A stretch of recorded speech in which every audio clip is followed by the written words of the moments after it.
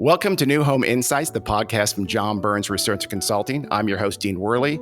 If you want to follow market trends, demographics, capital, new ideas, and endeavors that touch on housing, we're going to try to make sense of that every couple of weeks. Let's go.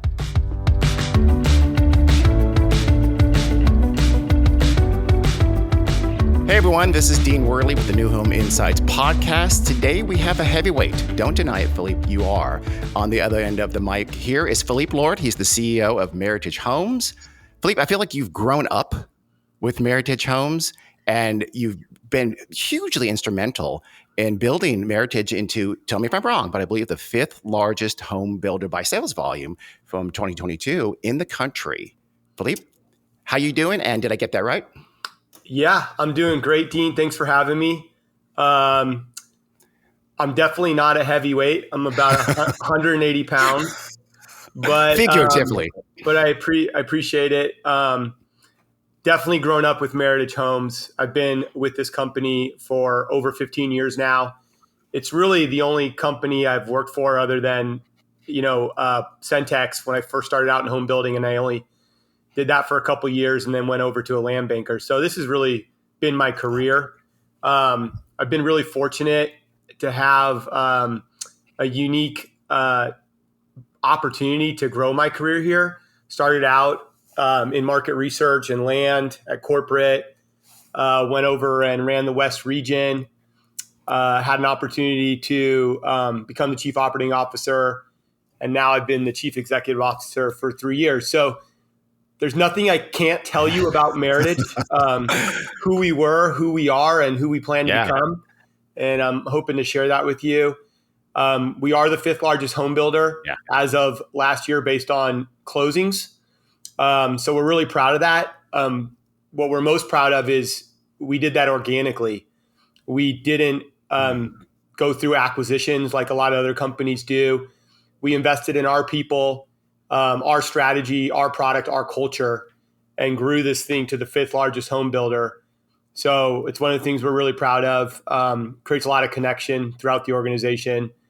And, I'm excited to be here and excited to share the story. We are too. And we'll talk about that. A couple of the key things that were enabled Meritage to be so big. And they're simple, but very elegant and very smart. So in terms of what we're going to talk about, so we're going to start with something, maybe a little inside baseball. Typically on the show here, we talk about trends, and I like to talk about things that are what's happening in the market, what kind of trends, what kind of new things that are going on. Today, we're going to talk a little bit more kind of internally, how Meritage, what your kind of company philosophy and strategy is, because I heard you talk about that recently. I found it really interesting, so I wanted to cover it here for a wider audience. Then we'll get to those approaches that you do that enabled you to get big, things like efficiency, things like price attainability. And then at time permitting, we will maybe talk a little bit about how you see the market currently and going forward.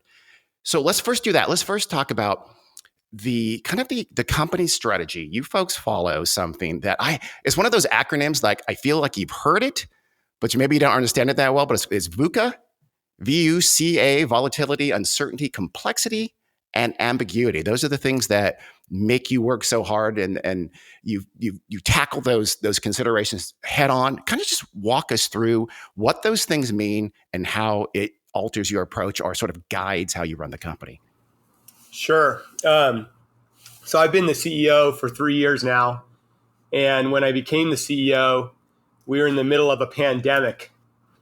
And so, when I thought I was going to be creating plans for growth and business strategy and investing in our people and growing our talent base and solving affordability and et cetera, what I ended up doing for the first 6 months of my job was trying to keep people safe and healthy and supported in an environment where that was very difficult.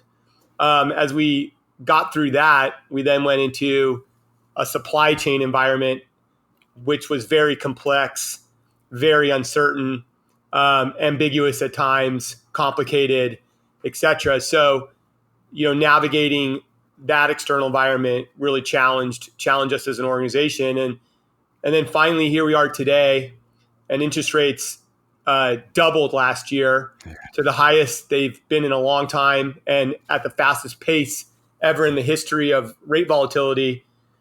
And once again, creating, a lot of uncertainty, a lot of ambiguity. If anyone thought we'd be sitting here today selling the homes that we are as new home builders, given what happened in the back half of last year, I'd like to meet that person and get their stock tips. But that's really the context of what VUCA is the fact that we're continuing to operate in an environment where things are constantly changing, and we don't know what's around the corner, and whatever is around, we probably don't understand it, and probably the playbooks of the past don't really work today.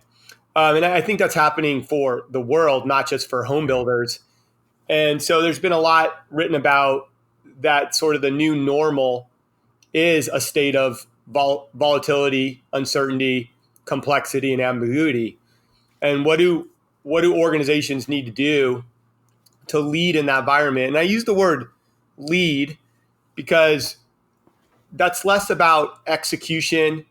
It's less about strategy and navigation. And it's more about, how we show up as leaders when we don't have all the answers and we don't necessarily understand the problem. And what we spent a lot of time at Meritage focusing on is really a mindset. Having a mindset as an organization, recognizing that, we're in this environment and the new normal is constantly kind of shifting sand environment. So what do we need to do to support our people in that environment? And the first one is really having an agile mindset. Okay. And it's about being flexible, being nimble, being willing to let go of what you thought was the right answer and come up with the new right answer. And, having no ego, having humility in doing that. I think a lot of times we think as leaders that we're supposed to make a decision and stick to it because everyone's looking at us from that perspective.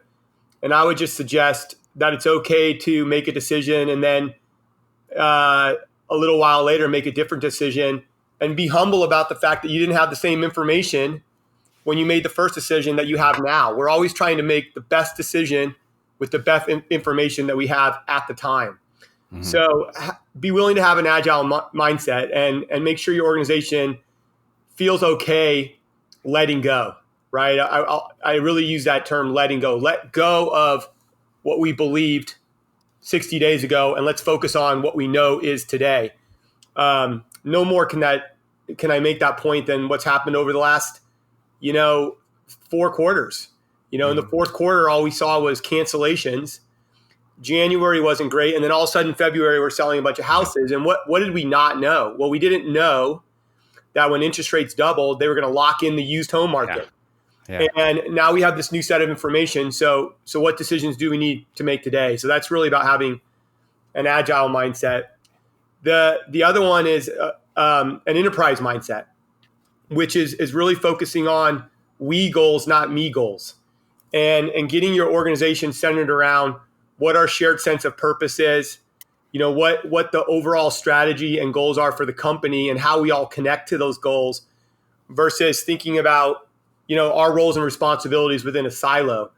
So when people are connecting to a broader vision and a broader strategy, I think that lends itself, again, to supporting having an agile mindset. So we're really trying to focus on what we're trying to do as an enterprise and trying to get away from, I'm the land acquisition person in Phoenix. I'm the purchasing leader in Charlotte. I'm the sales leader over here. No, we all work for Meritage. Here's what Meritage is trying to do. We all contribute in a different way to that shared goal, and let's connect on the shared goal versus just, our individual goals. Let's come back to that in a second, Phillippe. But I wanted to explore a little more about the nimble, the flexibility.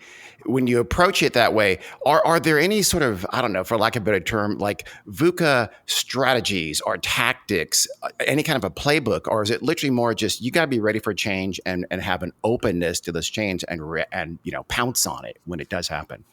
Yeah, I would answer that 2 different ways. So I think the playbook is a cultural playbook, and it's about, so let's go back to the pandemic where none of us knew what we were dealing with there.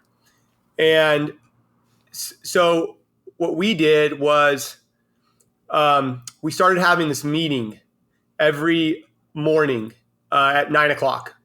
And at first it was just myself and the other EVPs, and we talked about what was happening. By day 3, we realized we didn't know what was happening. And we didn't have the right people at the table to give us the information so we could understand what was happening. So we started inviting more people to the table.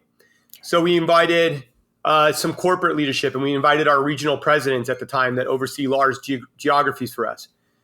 And then the meeting became more interesting because they were sharing information about what was happening at the field level with our folks. And then we were starting to make better decisions. By the second week, we made the table even bigger, and we invited all of our division presidents to that meeting. And literally every morning at 9 o'clock, we had almost, 50 of the top leadership folks throughout our company sitting at the table, having an open dialogue, a psychologically safe dialogue about what was happening.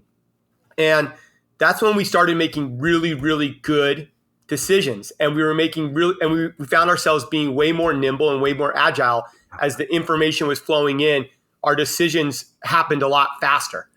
So what I would tell you is the playbook is make the table big, get the right people to the table, and shut up and let them share information so you can make good decisions.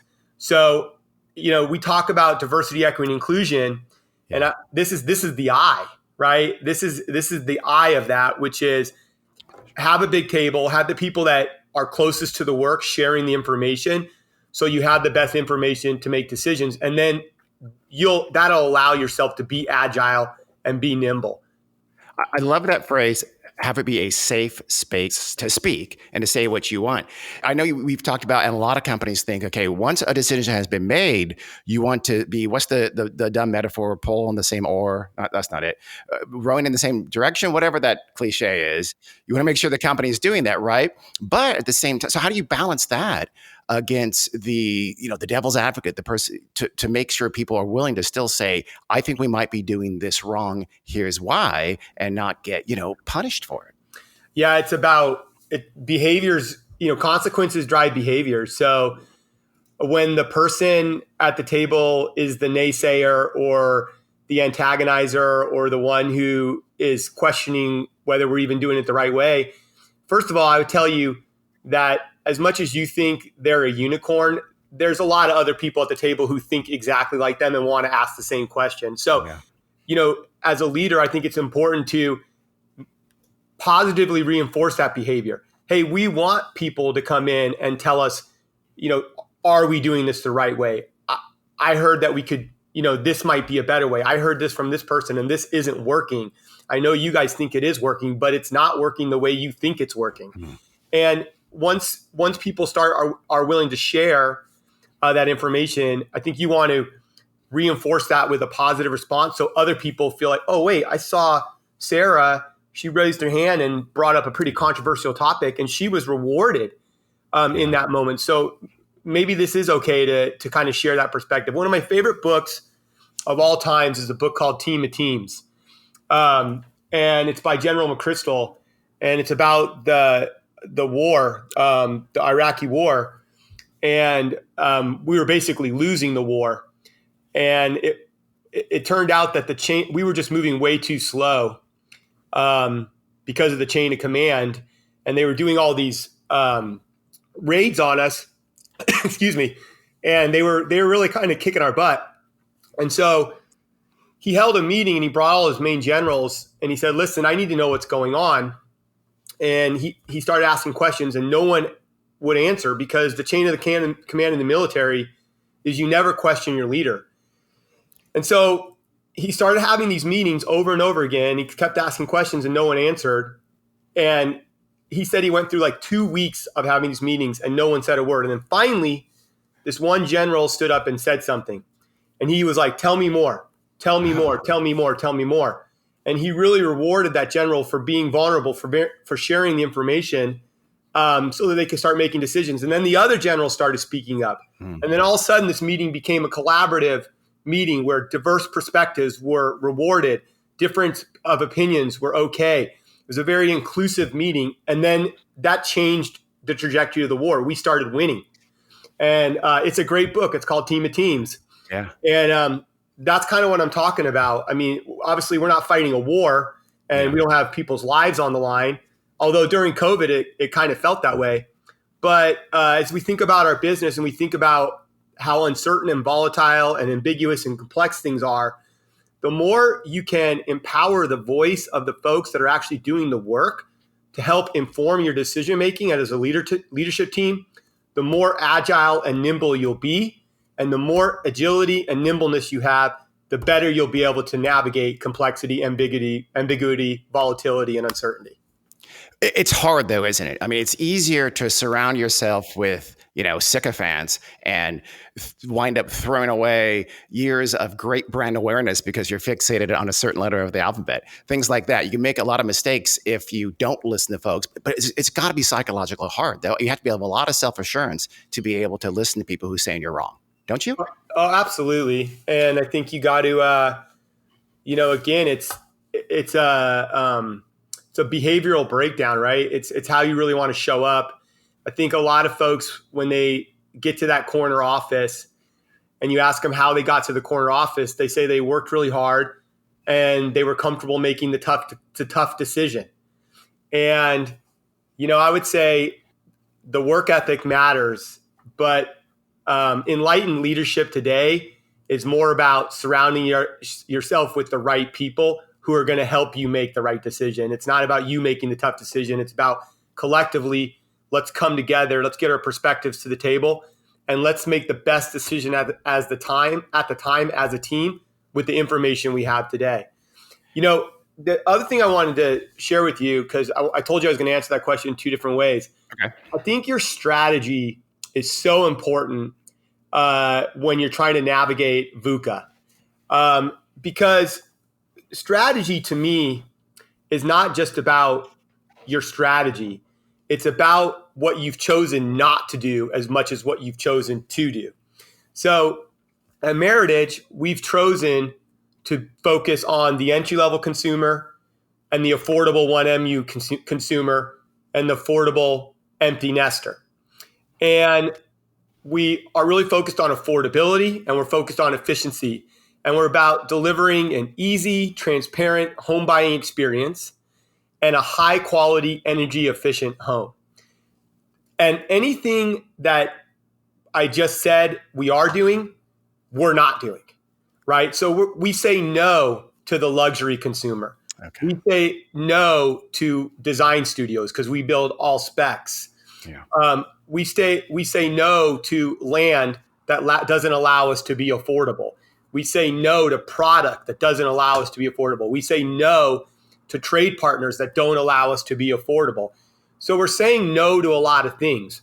And when you know what you're saying no to, and then you are operating in an environment where things are constantly changing, it's a lot easier to lean into that uncertainty and the areas of uncertainty you want to lean into when you have a sort of a clear, narrow focus of what you're saying yes to. Unless the opportunities of change support your strategy, maybe it's not for you. I think great companies, even companies like Apple and companies like Blue Cross and Tesla, as much as they're really good at navigating change, but one of the reasons they're really good at navigating change is they've made some clear choices on who they want to be in the market. Yeah. So almost this is the kind of strategy wouldn't work for a company that is really diverse in terms of their endeavors and what they do and doesn't have a fairly tight focus. Yeah, I think if your strategy is I want to be everything to everybody, mm-hmm. and I think if your strategy is I like shiny objects, I think it's tough to navigate uncertainty and ambiguity and complexity. Yeah. I think it's really tough. I'll ask you in a minute when we talk about the housing market, how you see that playing out for housing as a whole. Of how are we going to be moving towards what Meritage is doing with a lot more companies. I think we are, but let's switch over a little bit to now the second kind of module, which is sort of what Meritage does, what Meritage does really well, and what has enabled to growth. And you just hit it. It's things like being super energy efficient and also being very attainable and affordable. Let's start there. So first, couple of facts though. Let's do it. So I think you're going to close about somewhere in the 13,000 range of homes this year, calendar 2023. Yeah, in our last earnings call, we guided to right around 13.4. Okay. And that's going to be like $6 billion with a B dollars in total revenue, I think, right? Yep. And you're pretty darn profitable. 24-ish return percent, something like that. Our shareholders are happy. Yes, very much so. So let's start with the product, though. In terms of the product, you're pretty much entirely and maybe absolutely 100% in the entry-level space. I don't know if you really do anything that people would consider move up anymore. You used to, and honestly did it well, but you made a corporate decision a while back to be entry-level. We've talked about this before, and you've talked about this before, but just briefly, what were the key drivers that drove you to make that pretty consequential decision?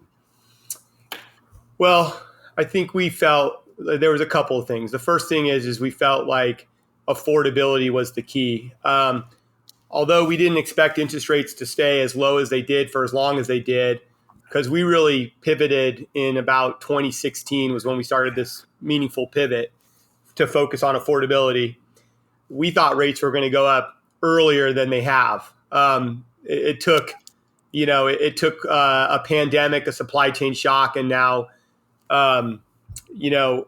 what's going on right now for interest rates to finally go up and the Fed to start raising the rates. So we felt as rates increased, affordability was the right part of the market to be in.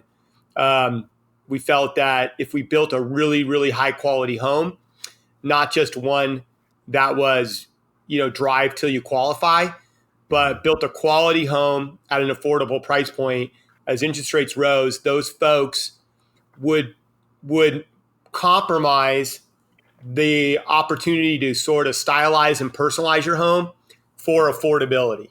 And that was really sort of the macro thesis. As the millennials were coming into the market, as baby boomers were retiring, our consumer research told us that one of the reasons that they didn't like buying a new home was because it was complex.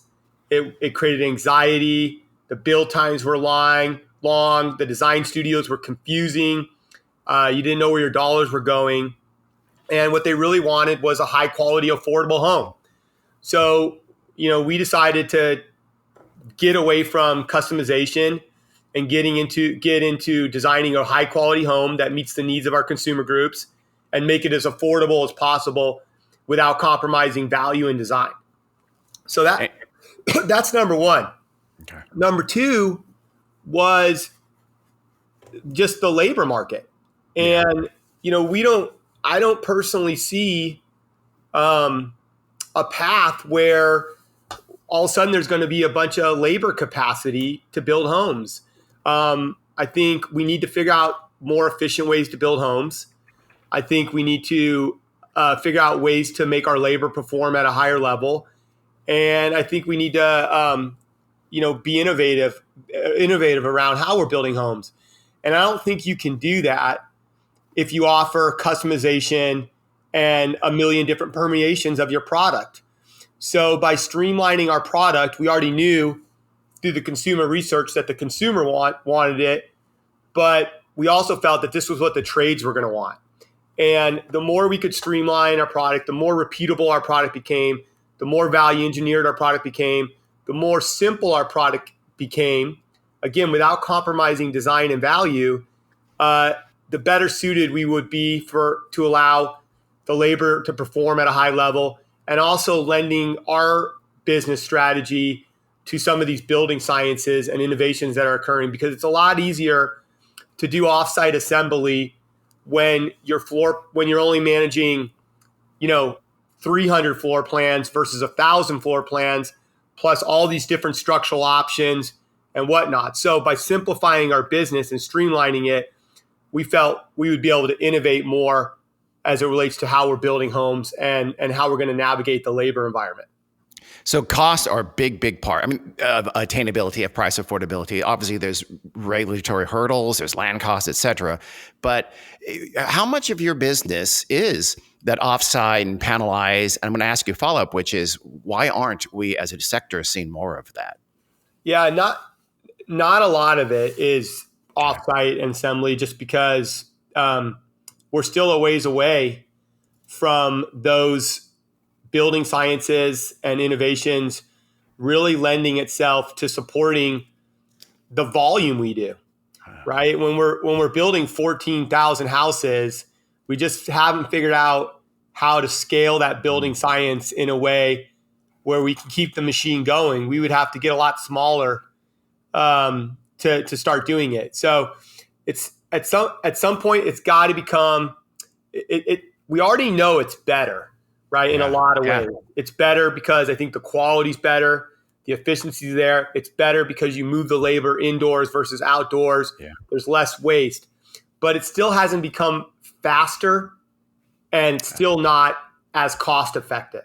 Okay. So we can't do it if ultimately it's going to affect the affordability calculation. If we slow down or it's more expensive, then we're not affordable anymore. And so we got to stay affordable. So until we solve integrating those building sciences in a way where we can do that volume and still keep our costs low, it just doesn't work for us. And I think that's why, things haven't happened yet. Yeah. There's that reason. And then finally, no matter how streamlined and efficient we make our product, the cities do the opposite.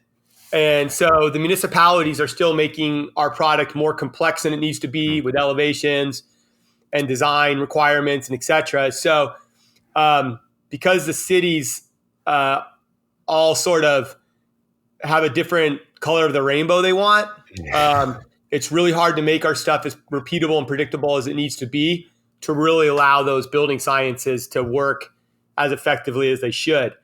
I really think that build for rent is the key to this whole thing.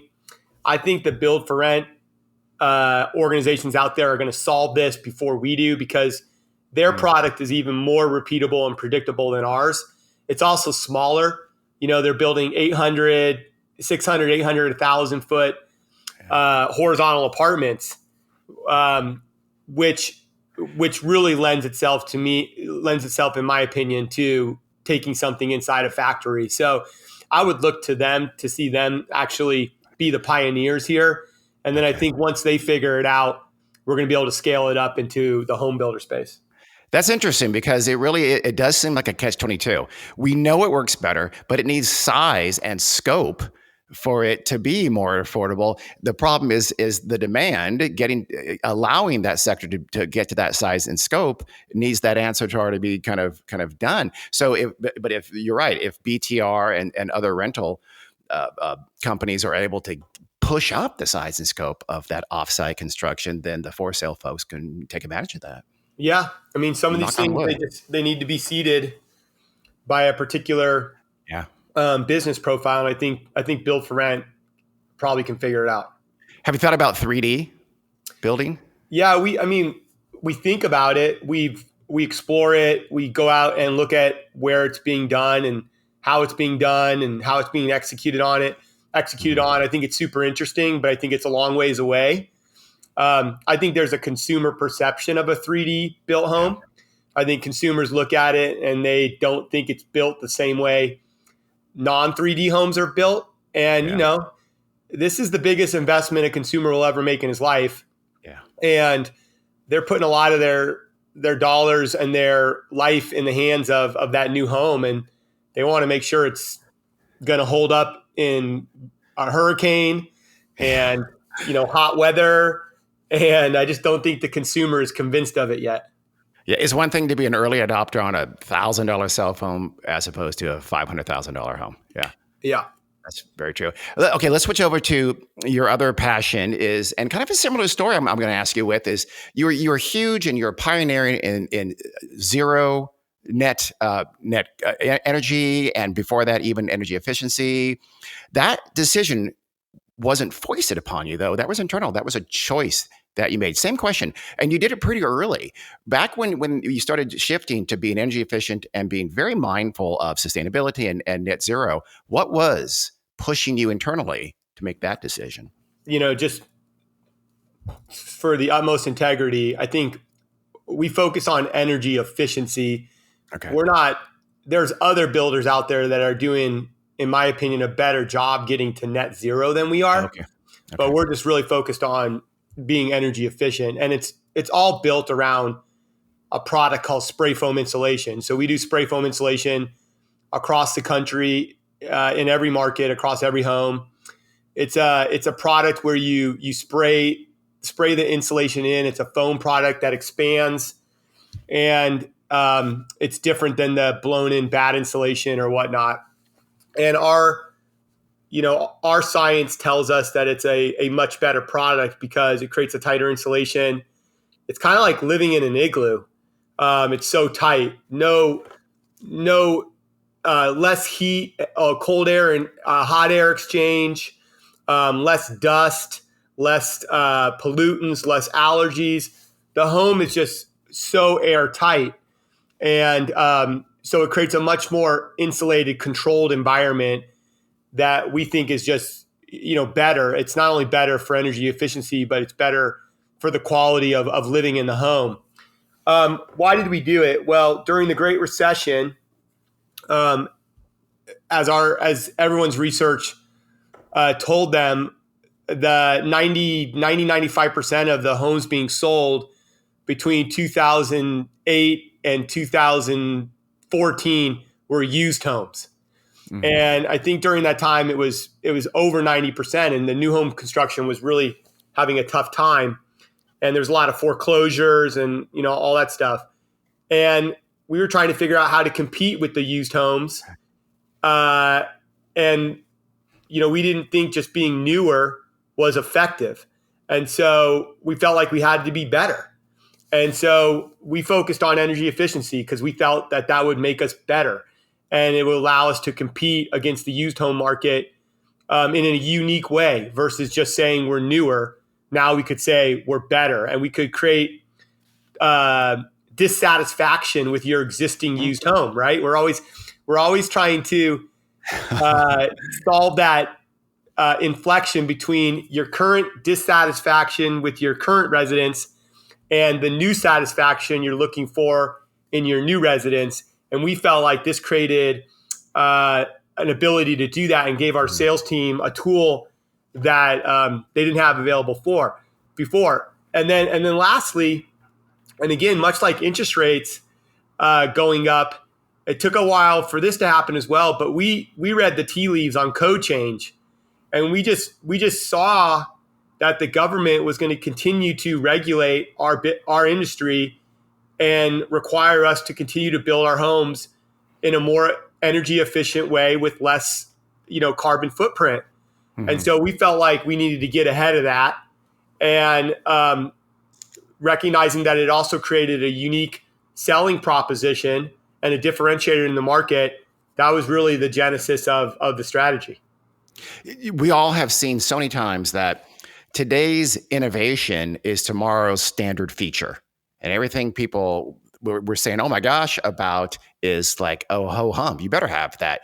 How are you staying on top of that? Don't you have a division that's looking into home science and trying to just be as innovative as possible because that does separate you from the crowd?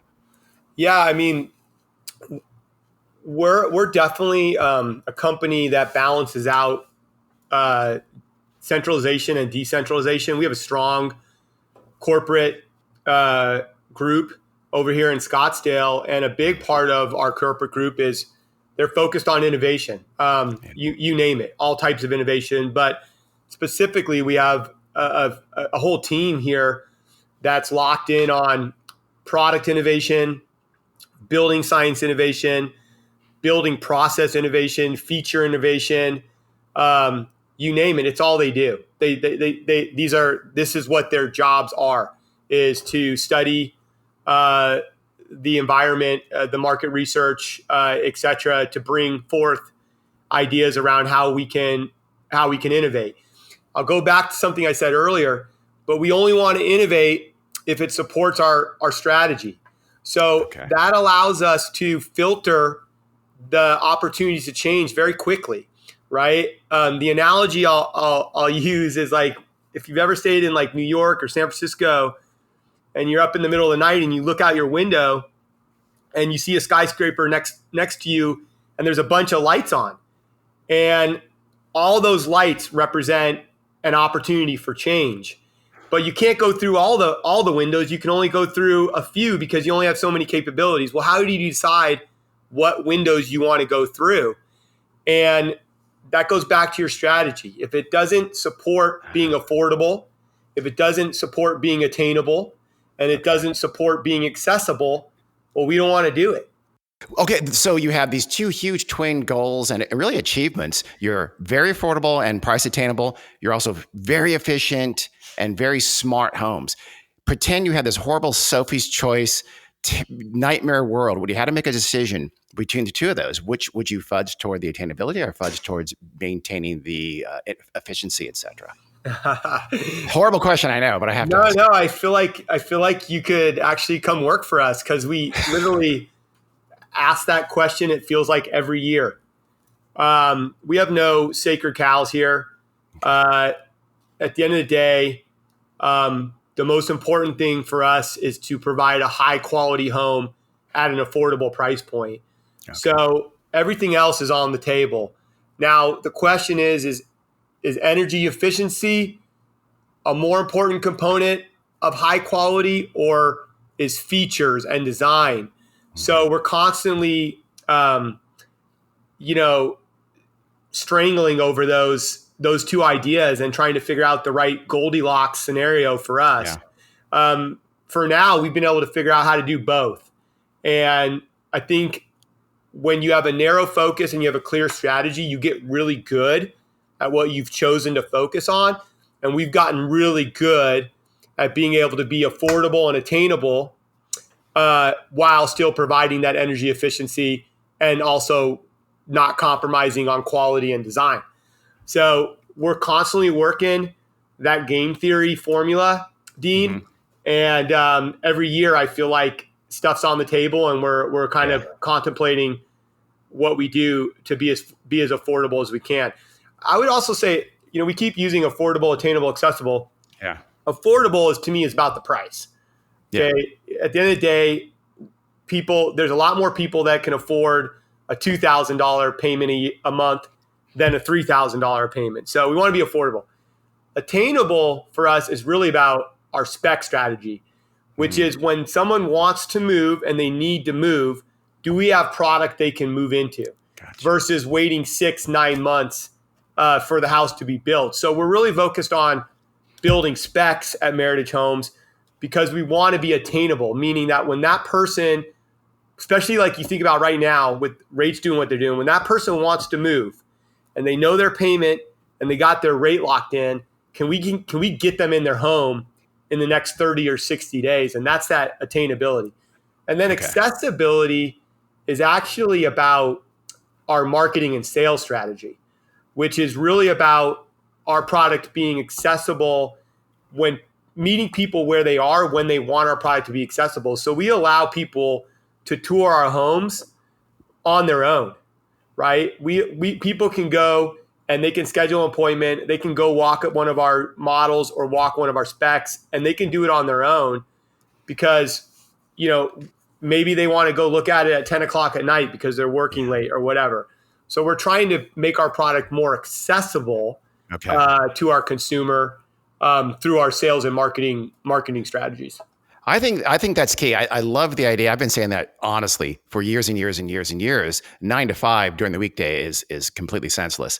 But at the same time, I wonder if a completely non-touch, non-interactive experience is what everybody wants. Is kind of that offsite versus onsite sales, and in the rental world is a big debate within leasing as well. Do you see yourself moving towards more of a completely offsite sales experience?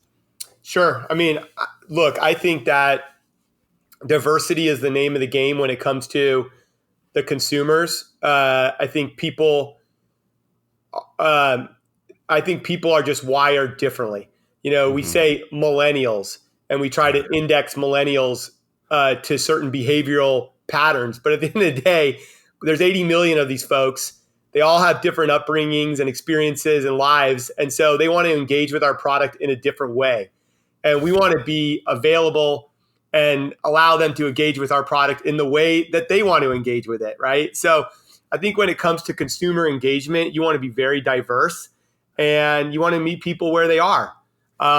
Just forcing a square peg into a circle hole when it comes to consumer engagement, to me, is a missed opportunity. Yeah, and there is kind of a demographic overlay, isn't there?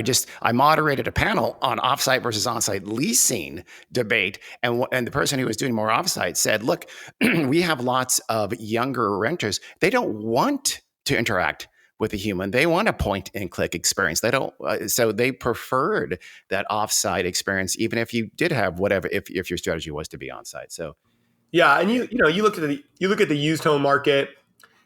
Things are a little skewed right now. I think new home market share is north of 35% right now because yeah. the used home market is locked up. But when it's not locked up, there's lots of different ways for realtors to engage with the existing home market and get their consumers engaged with that product. So I think we want to start to, at least at Meritage, we want to start to feel and look more like the existing home market when it comes to consumer engagement, because we want to stay in the largest consideration bandwidth we possibly can. We want to be considered by as many people out there as possible who are looking for a high quality, affordable home. That's a great segue, because my next question, let's switch over now to the market and a couple of questions along that line before we let you go. So the first one actually literally was that. I swear to you, I'm looking at my questions right now. In terms of market share, the new home market share has surged now as they've had these golden handcuffs, have kept a lot more folks in the existing home world in their current home. How do you see that playing out? How long does the new home sector maintain that share? How do you see that going? Yeah, and I think it's important to frame this the right way. I mean, new home market share has surged, Mm-hmm. but it's not Yeah. like the whole market, we're building more homes this year than we built last year. In fact, I think we're building less. It's a smaller denominator. Exactly. Yeah. That's exactly Okay. right. It's just that the existing home market is locked up.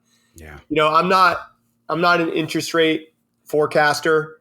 There was a gentleman at the John Burns conference who that was his job, and I was paying attention. So I'll leave interest rate forecasting to them. But the forecast I'm reading is that it's going to stay higher for longer. Yeah. And so I think if rates stay higher for longer, then that new home market share is going to stay elevated. Okay. Because for all the reasons we've talked about, which is people are just going to stay put and deal with, whatever that their current residence is, or remodel it versus selling it, cashing out on some equity, and going buy another home and taking on a big expensive mortgage. So I think rates stay elevated, and I think therefore the new home market has an elevated market share for the foreseeable future. But you're facing that same issue, right? It also eats into your demand by having these folks who can't be contingent, can't sell their home, can't tap into their equity because of the higher mortgage rates. Do you find yourself now consciously marketing toward those households that are for some reason kind of more motivated to move, like new households or relocations or growing or shrinking households? Is that more of your target buyers now because of those golden handcuffs? Well, most of our buyers are first time entry level. Yeah. So they're just coming out of apartments Okay. or living with their parents. And so that stuff's still happening. And so their calculus is very different than the calculus of someone who's currently living in a home, because they got to do the math on, okay, I have a rate at 3% and now I'm going to take on a rate at 5.5 or 6%. Yeah, I'll put this cash in here and, et cetera, et cetera. Yeah. Someone who's living with their parent, someone who just got married, someone who's living in an apartment, someone who just got promoted, it's just about a payment. Can they justify the payment to get in the home they want? And I guess, what we're seeing, as we always knew, that even at elevated rates, there's housing demand. Hmm. And with the existing home market being relatively non-existent, that housing demand is coming to the new home market, and we're affordable. So I don't think we're changing the way we're marketing. Okay. We're just seeing more of those folks that would have normally bought a used home are now Okay. buying from us. Okay, that's it. Yeah, because of your entry level focus, that's a good point. You're not as potentially impacted as someone who might be in the second move up with those buyers needing that equity, Yeah. right? They When we okay. we always ask our consumers, we always ask them, "Hey, where were you looking? How did you Hmm. find us?" And we're seeing a lot more people who were looking in the used home market Hmm. and basically told us they couldn't find anything. So now they came to us. So if there was product on the used home market, they would have actually bought a used home, which is crazy Yeah. because I don't know why you'd want to buy a used home over a new home. Probably location, school district, things like that. Or price, right? There's always just a perception. It must be cheaper, right? That's Yeah. right. But the delta between used and new is not that much these days. In fact, Yeah. existing homes are really elevated. So, um, we're fortunate right now because a lot of folks that probably traditionally would have bought a used home are buying from us. Are you in growth mode? Are you looking at new markets? Are you looking at expanding in markets? Are you still in that phase? We are, but we just went into in the last 3 years. We just went into 4 new markets. So we went into Charleston, Myrtle Beach. We went into Jacksonville, and we went into Salt Lake City. Oh, So we're getting those going. Things are going great. We're building out those businesses. We're getting scale. There's a lot of opportunity for us there to grow. So we're going to continue to grow in our existing markets because I think there's a lot of existing markets where we can get a lot bigger. We want to be a lot bigger in Florida, a lot bigger in Texas than we are, and then we got these 3 new markets that we're growing into. So we got a lot of opportunity to grow. We just got to get the land, get the land.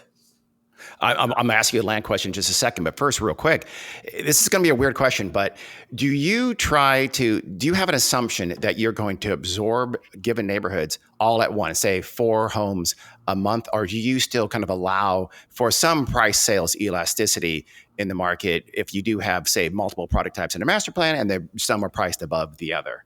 Does that make sense? Yeah, it makes sense. We have a pretty narrow strategy. We are mostly focused on affordable kind of entry level, and then a little bit of affordable move up.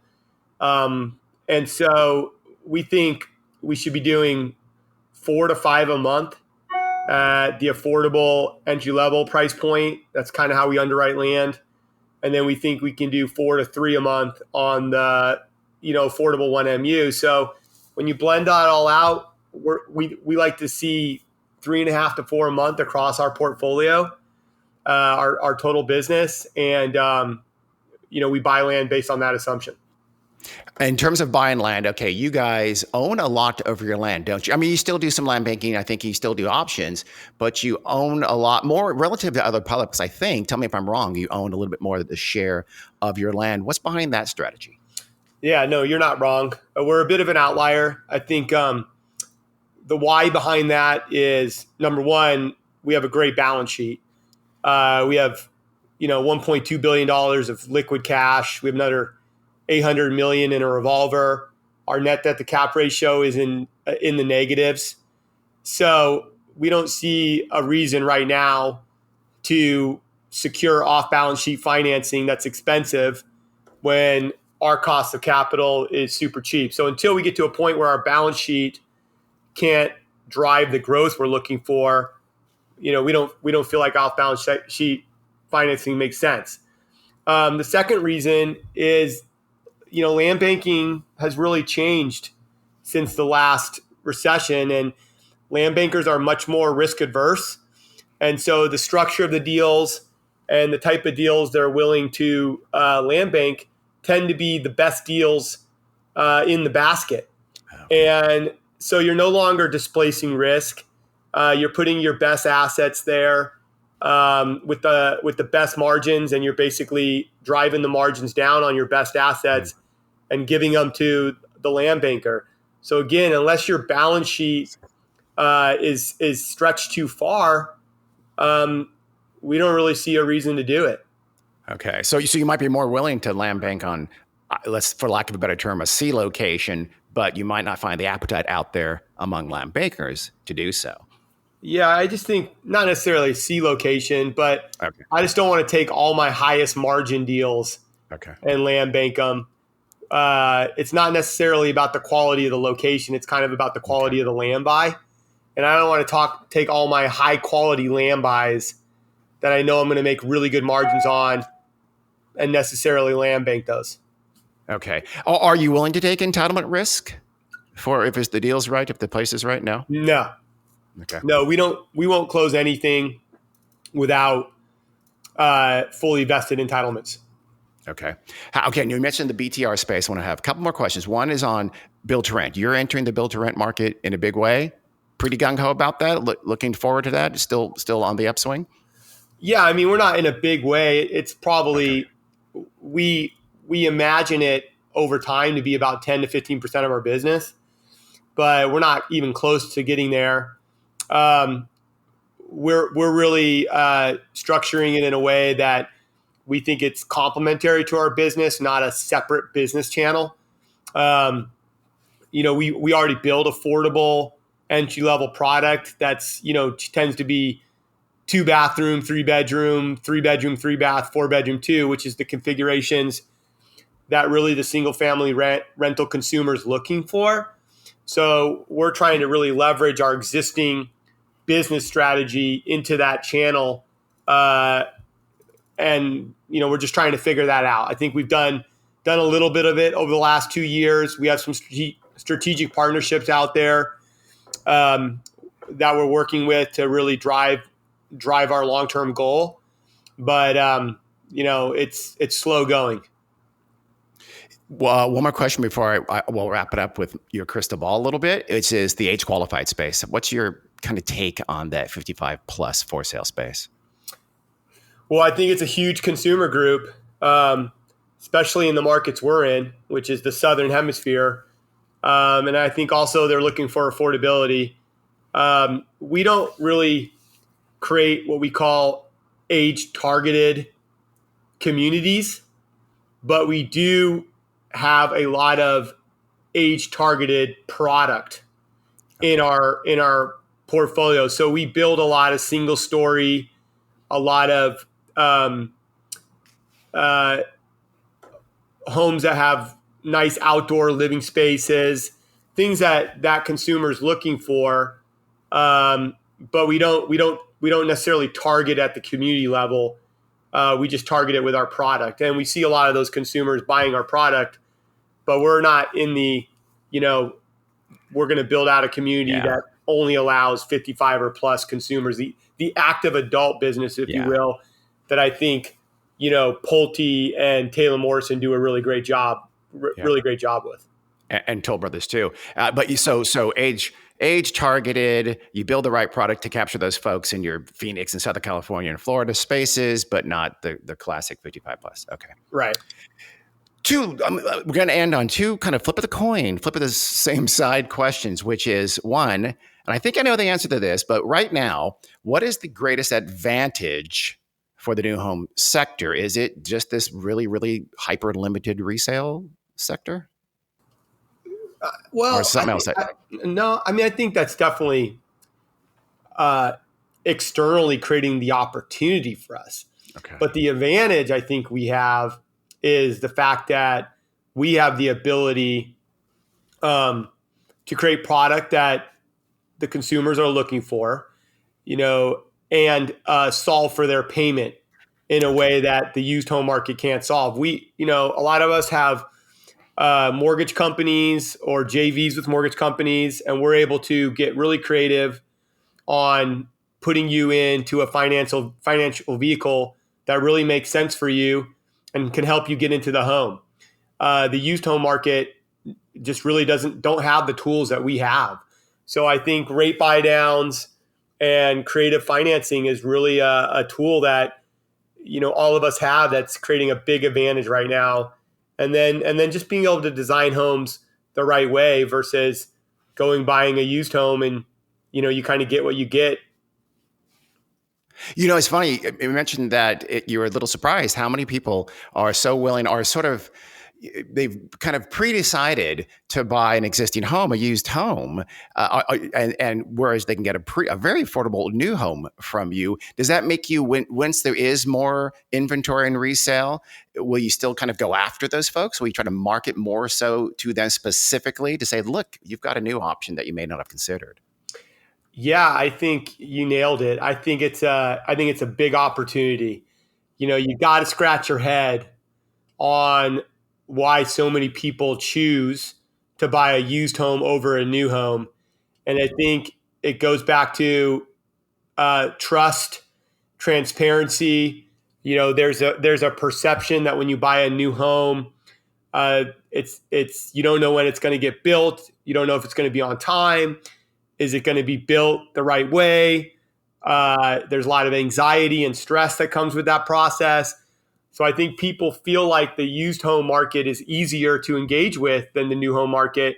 And I think that drives that compromise because it's a compromise. I mean, when you buy a used home, you're getting a used home. When you buy a new home, you're getting a new home, and it's much better and you get it the way you want. So I think there's a lot of people that are willing to make that compromise because the perception is that buying a new home is a real stressful and challenging process. Now, the flip of that coin is, what is the greatest challenge right now for new homes, for the market? Yeah, I mean, I think I don't want to phone in the answer, but it is what it is. I think obviously, interest rate volatility continues to be a challenge. Yeah. Still a lot of uncertainty around where rates are going to settle in at and how. I think the supply chain problems aren't going away. In fact, I bet we start to hear more about the supply chain challenges once again as all of us are ramping up production again. And I just think that there's a finite capacity to the supply chain. I'm hoping that with less commercial and industrial construction going on, maybe there's some more capacity for the new home and residential construction. But I think the supply chain is going to be challenging. And then finally, I don't know about you, but it's not getting any easier to hire, retain, motivate, and engage the talent out there. The talent really has choice. They are choosing to work for you. You're not choosing to let them work for you. And, finding ways to connect with that talent, to develop them, engage them, inspire them, motivate them, is something that is always needs to be front and center and a challenge of the future. Yeah, no, all those make sense. And sometimes, in fact, probably the majority of the time, the quote unquote obvious answer is usually the right answer. I think in this case, that's like mortgage rates. If I had to pick one, honestly, I think I'd pick mortgage rates because it is not just high, but like you said, it's volatile. Folks don't know what's going to happen next, and that sometimes can freeze them. Yep, I think that's right. Phillippe, I really thank you for coming on. This has been fantastic. We covered everything I wanted to cover. I'm so happy we did that. Thank you so much. Yeah, no, thanks for having me. I really, really appreciate it. Absolutely. This has been Dean Wehrli for the New Home Insights podcast. We'll see you again in a couple of weeks.